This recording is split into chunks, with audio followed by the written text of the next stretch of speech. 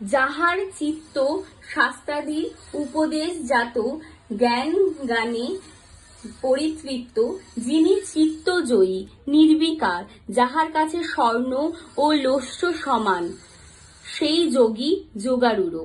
বন্ধু শত্রু মিত্র উদাসীন মধ্যস্থ দেশ সাধু ও অসাধুতে যিনি সমজ্ঞানী, তিনিই শ্রেষ্ঠ।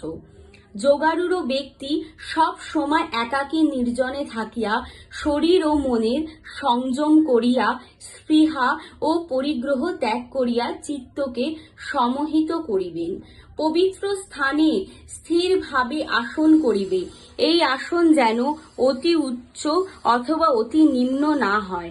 প্রথমে কুশের ওপর মৃগচর্ম, তাহার উপর বস্ত্র আবৃত করিয়া তদুপরি উপবেশন পূর্বক নিজ মনকে একাগ্র করিয়া চিত্তশুদ্ধির জন্য যোগাভ্যাস করিবেন।